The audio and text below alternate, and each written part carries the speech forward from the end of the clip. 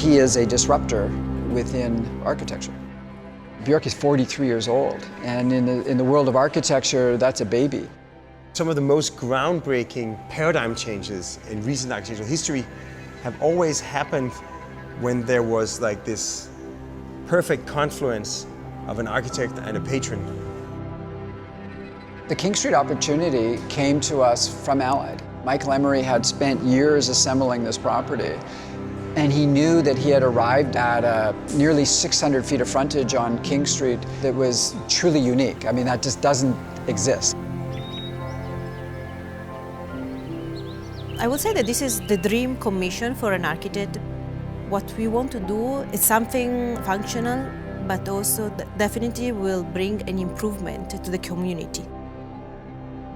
What we've done really well is incorporating some really beautiful heritage buildings into new construction, this yin and this yang of the new and the old. And in fact, the new, I think, helps celebrate the old. This kind of old school future. Yeah.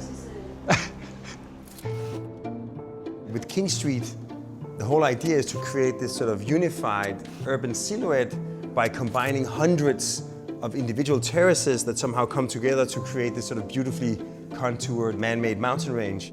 The idea is to bring the light inside the apartment as much as possible. It's a series of homes put together, but I can see which is my home and which is my tree. We all strive for that individuality. Each home actually has its own little garden in the sky with grass and with trees. So it's almost taking the urban scale and breaking it down all the way to the fine grain of the human scale. This project, far more than any other project ever done in Toronto, is bringing nature into the city in really interesting and creative ways.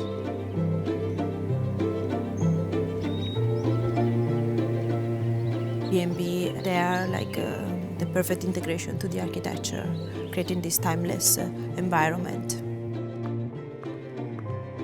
Going through the selection of the furniture for B&B, I found interesting the contraposition of the shapes.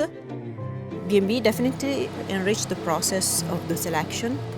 If we were able to only do the architecture or the interior, there would not be such a connection. The artist working with no constraints struggles.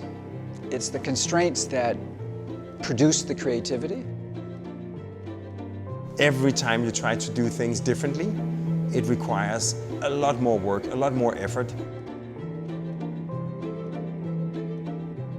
It's the continuous, committed collaboration that is about exploring and always setting the bar higher, moving the boundary of what's possible. And I think that's why we are today capable of doing something like King Street